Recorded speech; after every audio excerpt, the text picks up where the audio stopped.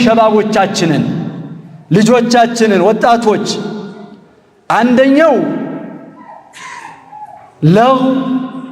ዛዛታ ጫዋታ ምንም ለዲንም ለዱንያም የማይጠቅም ወላእና በራ መውደድና መጥላት እንዲሁም የሱ ቡድን ማድረግና ከሱ ቡድን ውጭ ማድረግ የሚታይበት የሆነ ከሶላት የሚያዘናጋ ከመስጂድ የሚያስወጣ አልባሌ ቦታ ጊዜን የሚያባክን አንድ ነገር አለ። ሁላችንም እናውቀዋለን። ሁለተኛው ወጣቶቻችን ልጆቻችን ትምህርት አጠናቀቁ። ይሄንን ክረምት በምንድነው የሚያሳልፉት? የት ቦታ ነው? ምን ቦታ ነው? ለልጆቻችን ቦታ መርጠናል ወይ? ከኔ ጀምሮ እዚህ ይክረሙ እንደዚህ ይሁኑ፣ በዚህ 2 ወርማ ይሄን ያክል መቅራት አለባቸው፣ ይሄን ያክል መሐፈዝ አለባቸው፣ ይሄን ያክል ኪታቦችን ማጠናቀቅ አለባቸው ብለን ፕሮግራም ሰርተናል ወይ? ለልጆቻችን አስበናል ወይ? ነገ ካደጉ በኋላ ዘወርበል እያለን ሲወጣ በርግጫ እያለን ሲወጣ ትእዛዛችንን ሲነቅፍ እንደው ልጄ እኮ መጥፎ ሆነብኝ ብለን የምናወራው በጊዜ ተነስተን ኮትኩተናቸዋል እዚህ ሳይደርሱ አስተካክለናል የሚለውን ካሁኑ እንድንገነዘብና እንድናስብ ነው። መቼም ሁሉም ሰው የዘራውን ነው የሚያጭደው። ጤፍ የዘራ ስንዴ አያጭድም፣ ስንዴ የዘራ ገብስ አያጭድም። የሚያጭደው የዘራውን ብቻ ነው። ልጆቻችን ላይ አሁን የምንዘራው ነገ እናጭደዋለን፣ ነገ ውጤቱን እናገኘዋለን። ባይሆን እንኳ የዚህ ተቃራኒ እንኳ ሆኖ ቢገኝ እኛ የራሳችንን ተወተናል፣ ከአላህ እገዛ አላገኘንም ማለት ነው። የዛን ጊዜ በቃ ከመጸጸትም እንዲህ አድርጌ ቢሆን ከማለትም እንወጣለን። የዛሬው ኹጥባችን መነሻ ያደረገው እነዚህን 2 ጉዳዮች ነው። እነዚህንም ጠቅለል ስናደርጋቸው አላህ በቁርአን የገለጸውን አንዲት አያ ማንሳት እንችላለን። ወኢዛ ሰሚዑ ለግወ አዕረዱ ዐንሁ ይላል። ዛዛታን ውድቅ ንግግርን ውድቅ ተግባርን በሰሙ ጊዜ አዕረዱ ዐንሁ ከሱ ራቅ ይላሉ፣ ዘወር ይላሉ፣ ችላ ይሉታል። ወቃሉ ለና አዕማሉና ወለኩም አዕማሉኩም ላ ነብተጊል ጃሂሊን ሰላሙን ዐለይኩም ላ ነብተጊል ጃሂሊን ሰላም በእናንተ ላይ ይሁን፣ እኛ ለአዋቂዎችን አንፈልግም የሚለውን ንግግር ብለው ያልፋሉ፣ ችላ ይሉታል ነው። አሁን ያለው ተጨባጭ እንዴት ነው? ወላ እና በራኡ የሚገርም እኮ ነው። እኛ እንደው ብዙ ሰው ላያየው ይችላል። አሰግደን ዘወር ስንል የመስጂዳችንን መጠን እኛ ሰው ሳይነግረን ዛሬ ምን አለ የሚለውን የዓለም ኳስ ነው የአፍሪካ ነው የምንድን ነው የሚለውን እናውቀዋለን። በምን? በጀማዓው መቀነስ። ልጆቻችን የት ሄደው ነው? ወጣቶቻችን የት ሄደው ነው?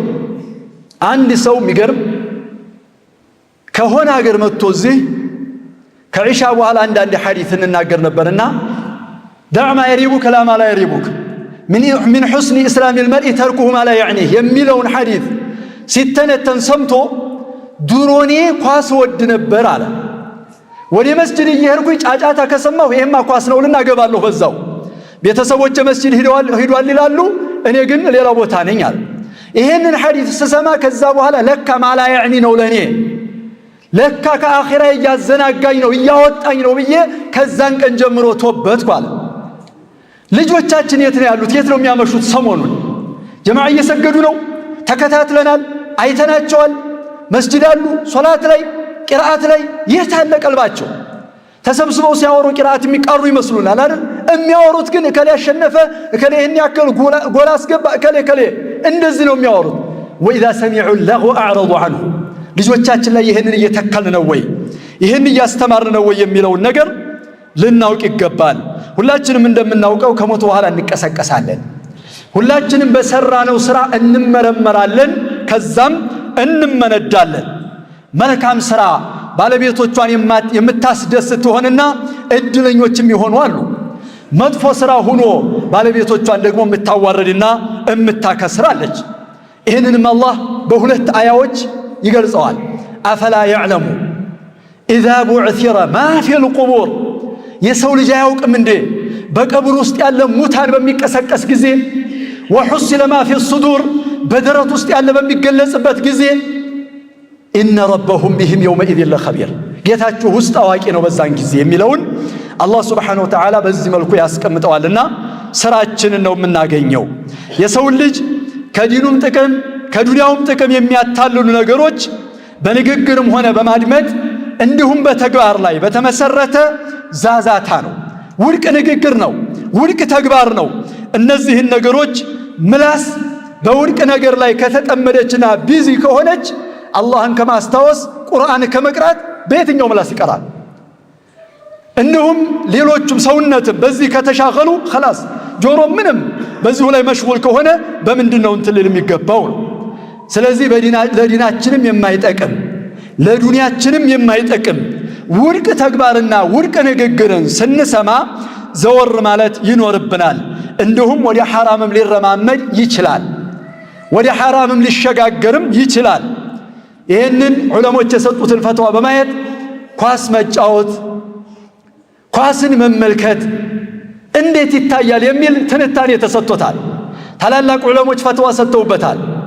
አንደኛው ሙባህ ነው ከምንም ነገር የጸዳ የጠራ ከሆነ፣ ሁለተኛው ከረሃ ነው እንደው ጊዜን የሚያባክን ከሆነ፣ ሶስተኛ ሶላትን የሚያሳልፍ ሶላትን የሚገድል እንዲሁም ደግሞ ወላ እና በራ ከወንድሙ ጋር መጣላት የሚከተለው ስድብ፣ ግጭት፣ መፈናከት፣ መሰዳደብ እንዲህ ያለን የሚያስከትል ከሆነ መከታተሉ ሐራም ነው ብለው ዑለሞቹ ፈትዋ ሰጥተውበታል። አሁን ያለው ሐራሙ ደረጃ ላይ ነው፣ ሙባሑ ደረጃ ላይ ነው። የሚከታተሉት በደንብ ያውቁታል። ስለዚህ ይህንን ነገር ሁላችንም ውድቅ እንደሆነ አውቀን ለዲናችንም ለዱንያችንም የማይጠቅመን መሆኑን አውቀን ወደሚጠቅመን ነገር ዘወር ማለት ዓቂል መሆን ይኖርብናል። አላህ ሱብሓነሁ ወተዓላ ባሮቹን ገልጿል፣ አመስግኗቸዋል። ወኢዛ ሰሚዑ ለግወ ውድቅ ንግግርን ውድቅ ተግባርን በሰሙ ጊዜ አዕረዱ ዐንሁ ከሱ ዘወር ይላሉ፣ ችላ ይሉታል። ወቃሉ ለና አዕማሉና ወለኩም አዕማሉኩም ሰላሙን ዐለይኩም ላ ነብተጊል ጃሂሊን ብለው ያልፋሉ አለ። በሌላም አያ አላህ ሱብሓነሁ ወተዓላ ምእመናኖች እድለኞች ሆኑ፣ ዳኑ፣ ስኬታሞች ሆኑ አለ። እንዴት ያሉት ሙእሚኖች? አለዚነ ሁም ፊ ሶላቲሂም ኻሺዑን ሶላታቸው ውስጥ ፍርሃት ያላቸው አለ። ወለዚነ ሁም ዐኒ ለግዊ ሙዕሪዱን እነዛ ደግሞ ከውድቅ ንግግር ዘወር የሚሉ ችላ የሚሉ አለ፣ ተወት ያደረጉ። ወለዚነ ሁም ሊዘካቲ ፋዒሉን የሚገርመው ሶላትና ዘካን አላህ በሰፊ አያዎች ላይ ባንድ ነው የሚጠቅሳቸው። አቂሙ ሰላህ ወአቱ ዘካ ሁማ ሩክናን ሚን አርካኒል ኢስላም ሶላትና ዘካ። እዚህ ላይ ግን መካከላቸው ምንን አስገባ?